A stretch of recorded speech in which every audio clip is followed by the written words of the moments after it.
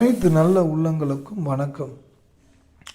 கடந்த 3 நாட்களில் நீங்கள் எடுத்த முடிவுகள் அடுத்த 3 வருடத்திற்கு பிறகு ஏன் இப்படி ஒரு முடிவை எடுத்தோம் என்று நிச்சயம் யோசிப்பீர்கள். ஏன் இதை சொல்கிறேன் என்றால், காலபுருஷ தத்துவத்துக்கு 10வது வீட்டில் புதன் பகவான் பெயர்ச்சி அடைந்திருக்கிறார். எங்கே இருந்துன்னா தனுசு வீட்டிலேருந்து மகர வீட்டுக்கு பெயர்ச்சி அடைஞ்சிருக்கிறார்.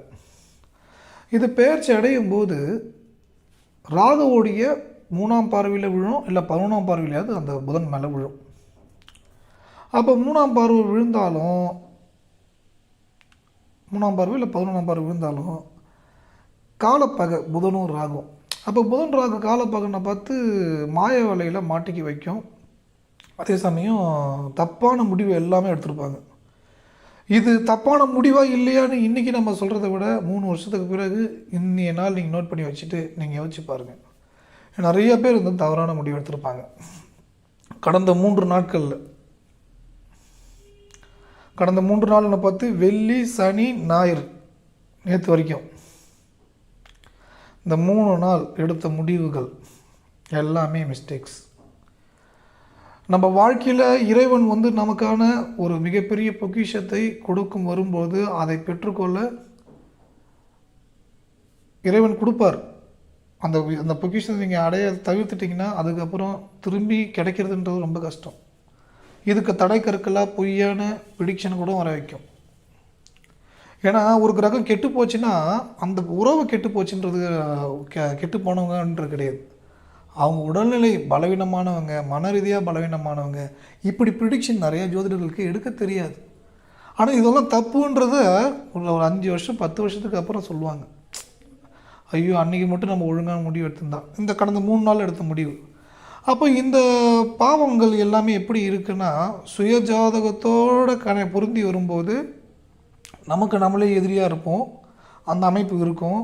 அதேமாதிரி வந்து நல்ல வாய்ப்பை நம்ம தவற விட்டுருவோம். கெட்ட விஷயத்தில் போய் மாட்டிப்போம். ஏற்கனவே கெட்ட விஷயத்தில் மாட்டினா இதுவும் கெட்டதாகவே இருக்குன்னு சந்தேகம் வந்துகிட்டே இருக்கும். இந்த சந்தேகம் உண்மையாக மாற்றும். சந்தேகம் யாரெல்லாம் ஒருத்தவங்க வந்து சந்தேகப்பட்டுக்கிட்டே இருக்காங்கன்னா அவங்களுக்கு வந்து அதை அப்படியே உண்மையாகவே மாற்றும். இன்னும் வீரியத்தை அதிகமாகிட்டே போகும். இந்த உலகத்தில் அன்பு காட்டுறதுக்கும் பாசத்தை காட்டுறதுக்கும் யாராவது ஒருத்தவங்க தான் வருவாங்க. ரொம்ப ரொம்ப ரேராக வருவாங்க உண்மையான அன்பு பாசம். அவங்க வந்து பணமோ பொருளோ தவறான எண்ணமோ இல்லாமல் முழு அன்பை செலுத்துவதற்கு வருவாங்க. அவங்கள நீங்கள் தவற விட்டுடுவீங்க. ஏன்னா காலபுருஷ தத்துவத்துக்கு 10ஆம் வீட்டில் புதன் வந்துட்டார்ல, காலப்பகை ராகு பகவான் பார்த்துட்டார்ல, ராகு புதனுடைய நட்சத்திரத்தில் உட்காந்துருக்காருல. ராகு புதன் நட்சத்திரத்தில் உட்காந்து ராகு வந்து புதனை பார்த்தீங்கன்னா தப்பான முடிவு தான் எடுக்க வைக்கும். எத்தனை பேர் தப்பான முடிவு எடுத்திருக்காங்க நீங்களே சொல்லுங்கள். நீங்கள் கடந்த 3 நாட்களில் யாரெல்லாம் தவறான முடிவு என்னென்ன முடிவு எடுத்தீங்கன்னு சொல்லிட்டு இந்த மொபைல் நம்பருக்கு மெசேஜ் அனுப்புங்க. கடந்த வெள்ளி, சனி, ஞாயிறு இது வந்து ரொம்ப முக்கியமான ஒரு டீட்டெயிலிங்கான ப்ரிடிக்ஷனு. எந்த விஷயத்தில் நான் இப்படி முடிவு எடுத்துருக்கிறேன்றதை நீங்கள் சொல்லுங்கள். அந்த முடிவு சரியாக இல்லையான்றதை நான் வந்து முடிஞ்ச வரைக்கும் உங்களுக்கு பதில் சொல்கிறேன். ஏன்னா நிறைய பேருக்கு நம்ம பதில் சொல்ல முடியாமல் போச்சுன்னா தவறாயிடும். நான் இந்த முடிவு எடுத்தேன் வாய்ஸ் நோட்டில் ஒரு நிமிஷத்தில் அனுப்புங்க. நான் இந்த ராசி, அதாவது பார்த்திங்கன்னா உங்கள் ராசிக்கு தான் இப்போ புதன் ராகுடைய நிலைகிற நீங்கள் வந்து மெசேஜ் அனுப்புங்க. சொல்லிவிட்டு நான் இந்த தவறான முடிவை நான் இந்த முடிவை எடுத்திருக்கேன், எதனால் எடுத்தேன் அப்படின்றது ஒரு நிமிஷத்தில் எனக்கு வாய்ஸ் நோட்டில் அனுப்புங்க. இதை வந்து ஃபஸ்ட்டு எடுத்து நான் சொல்கிறேன்.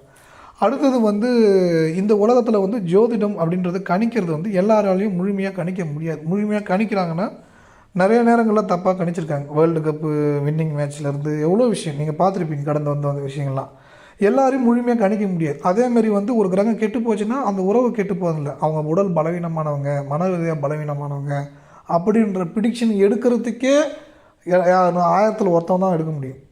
எல்லாரும் மிக சிறந்த ஜோதிடன் அப்படின்றது கிடையாது.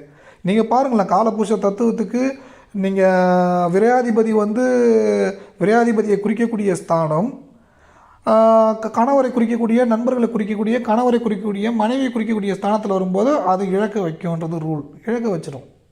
சரி, கடந்த 3 நாட்களில் காதலியை இழந்திருப்பாங்க, காதலனை இழந்திருப்பாங்கன்னா மீனிங் எப்படின்னா, தான் வந்து இனிமேல் நமக்கு ஒத்து வராது, நம்ம பிரேக்கப் பண்ணிப்போம், நம்ம ஒத்து வராது, டைவர்ஸ் ஆகிருக்கோம், டைவர்ஸ் பண்ணிக்கலாம், பிரிஞ்சிடலாம், இப்படி இந்த விஷயம் எல்லாமே எடுத்திருப்பாங்க. ஆனால் அந்த முடிவு எல்லாமே சரியாக கேட்டினா டோட்டலாக தப்பு, டோட்டலாக தப்பு. கரெக்டான முடிவு எடுக்க விடவே கூடாது. மிஸ் அண்டர்ஸ்டாண்டிங் வந்திருக்கும். பார்த்தது ஒன்றா இருக்கும், நினச்சது ஒன்றா இருக்கும், பார்த்த விஷயம் வேறு ஒன்றா இருக்கும். அங்கே உண்மைத்தன்மை வேறு, அங்கே அந்த இடத்துல வந்து உண்மைத்தன்மையே வேறு மாதிரி இருக்கும். ஆனால் அதுதான் உண்மைன்னு நினச்சி வைக்கும் நம்மளுடைய கற்பனையில். ஏன்னா இதெல்லாம் வந்து கோச்சார ரீதியாக இருக்கக்கூடிய நிலை. ஒரு ஜோதிடன் இந்த ஜாதகம் இப்படிப்பட்ட மைனஸ் என்று சொல்லும்பொழுது அந்த மைனஸ் வந்து ஒரு இன்னொரு விஷயம்னா, ஒரு ஜோசியரே வந்து தப்பான மிஸ்டேக் என்னன்னா, ஒரு ஜாதகம் மட்டமான ஜாதகம், மைனஸான ஜாதகம் அப்படின்னு சொல்கிறான்னா அவன் ஒரு ஜோதிடனாகவே இருக்க முடியாது. அந்த இடத்துல வந்து அதேமாரி மைனஸான எக்ஸ்ட்ரீம் மைனஸாக இருக்கிற ஒரு ஜாதகம் வந்து ஒரு ஜோதிடனாக ஆகவே முடியாது. ஜோதிடத்துக்குள்ளேயே இவ்வளோ விஷயங்கள் இருக்குது. ஏன்னா இப்போ காலப்பக்க புதன் ராகு பார்த்துக்கிறார். ஆனால் இந்த முடிவு 3 வருஷத்துக்கு பிறகு நாம் ஏன் இப்படி ஒரு முடிவை எடுத்தோம் என்று நீங்கள் நிச்சயம் யோசிப்பீர்கள். உங்கள் வாழ்க்கையில் உங்களுக்கான வாழ்க்கை இறைவன் கொடுத்தார். அந்த வாய்ப்பை நீங்கள் தவற விட்டுவிட்டீர்கள். மீண்டும் வாய்ப்பு எப்போது வரும் என்று சொல்ல முடியாது. ஒரு சில ஜாதக அமைப்புக்கு அந்த வாய்ப்பு இருக்கும், ஒரு சிலவங்களுக்கு அந்த வாய்ப்பு இல்லாமல் போகும். அது சுய ஜாதகத்தில் பூர்வ புண்ணியஸ்தானம், மனசு ஸ்தானம், வாக்குஸ்தானம், சூழ்நிலைகள், எண்ணங்கள் எல்லாமே தெளிவாக தெரியும். என்ன பிரச்சனை, ஏது, எதனால் இப்படி நடக்குது அப்படின்றது டீட்டெயிலிங்காக தெரியும். அந்த டீட்டெயிலிங் வந்து எல்லாரும் சொல்லவே முடியாது. ஏன்னா கடவுள் பார்த்து ஒருத்தவங்க அனுப்புவாங்க, ஒரு பொண்ணை அவங்களுக்கு அனுப்புவாங்க, ஒரு பையனை ஒருத்தவங்க அனுப்புவாங்க, ஒரு அண்ணனை அனுப்புவாங்க, ஒரு தங்கச்சி அனுப்புவாங்க, ஒரு அக்காவை அனுப்புவாங்க. அதாவது ஒரு அக்கானும் தம்பின்னு பாசமாக வருவாங்க, அண்ணன் பாசமாக வருவாங்க, காதலன் என் காதலன், என் லவர், என் காதலி, இப்படி ஒரு உறவு முறையில் வருவாங்க. அந்த அந்த உங்களுக்காக உயிரையே கொடுக்கக்கூடிய, உண்மையாக உயிரை கொடுக்கக்கூடியவங்க இருப்பாங்க. ஆனால் அந்த வாய்ப்பை தவற விட்டுட்டோன்றதுக்கு அதன் பிறகு நிறையா சிம்டம்ஸை உங்களுக்கு காமிக்கும். இன்றைக்கி காட்டுது, நாளைக்கு காமிக்கும். அதேமாரி மனசு ஸ்தானம் பாதகஸ்தானத்தில் போய் உக்காந்துருச்சுன்னா, ஜாதகப்படியும் சரி கோச்சரப்படி மனசு ஸ்தானம் பாதகஸ்தானத்தில் போய் உக்காந்துருச்சுன்னா தப்பான முடிவு மட்டும்தான் எடுக்க வைக்கும். சரியான முடிவு வைக்க பாதகஸ்தானத்தில் லக்கணத்துக்கே நீங்கள் பலன் எடுத்துக்கிட்டீங்கனாலும் பாதகஸ்தானத்தில் மனசு ஸ்தானத்தை குறிக்கக்கூடிய கிரகம் உக்காந்துச்சுன்னா எங்கே 5 பேர் உனக்கு குழப்பத்தை உண்டாக்கி கெடுத்து விட்டு அந்த லைஃபே ஸ்பாயில் பண்ணிவிடுவாங்க. கடவுள் வந்து நீ கடவுள்கிட்ட போய் திருப்பி கெஞ்சி அழுதுனருக்கு பார்த்து அவர் என்ன சொல்லுவார்னா, உனக்கு ஒரு வாய்ப்பு கொடுத்த நீ தான் தவற விட்டுட்ட, நீ சந்தேகப்படுற, நீ குழப்பத்திலே இருக்கிற, நீ பயந்துகிட்டே இருக்க, துணிச்சலாக தைரியமாக ஒரு முடிவு நீ எடுக்கலை, அதனால் நீயே தான், அது நான் உனக்கு கொடுத்த வாய்ப்பு, திரும்பி அந்த வாய்ப்பை நான் கொடுப்பேனா கொடுக்க மாட்டேனான்னு நான் தான் முடிவு பண்ணணும். கடவுள் முடிவு பண்ணுவார். அது யாரானா இருக்கலாம், சிவன் இருக்கலாம், மாராகியம்மனாக இருக்கலாம், மகாலட்சுமியாக இருக்கலாம், முருகராக இருக்கலாம், சித்தர்கள் இருக்கலாம், யாரும் இருக்கலாம். இந்த இடத்துல மிகப்பெரிய ஒரு கோடீஸ்வர யோக வாழ்க்கைக்குள்ளே, நிம்மதியான வாழ்க்கைக்குள்ளேயும், அன்பு பாசனம் என்னன்னு சொல்லக்கூடிய ஒரு வாழ்க்கைக்குள்ளேயும், நல்ல விஷயங்களை சொல்லக்கூடிய வாழ்க்கைக்குள்ளேயும் உங்களுக்கு வாய்ப்புகள், கதவுகள் நிறைய திறந்து இருக்குது. அந்த கதவையெல்லாம் நீங்கள் மூடிட்டீங்க. அந்த கதவை நீங்கள் திரும்பி திறக்கணுன்னா இந்த முடிவு சரியா தவறான சீட்டு எழுதி நீங்கள் எழுதி சாமி முன்னாடி போட்டு எடுத்து பாருங்கள், உங்களுக்கு தெளிவாக தெரிஞ்சிடும். சீட்டு எழுதி சாமி முன்னாடி போட்டுட்டு இது சரியான முடிவு, இது தவறான முடிவு அப்படின்னு சீட்டு எழுதி நீங்கள் போட்டு பாருங்கள், உங்களுக்கு ரிசல்ட் கரெக்டாக வந்திருக்கும். தப்பான முடிவு எடுத்துருக்கீங்களா, நல்ல முடிவு எடுத்துருக்கீங்களா நீங்கள் வேணால் பாருங்கள். எல்லாருக்கும் எல்லா விஷயம் கிடைக்காதுங்க, ஒரு தடவை தான் கிடைக்கும்.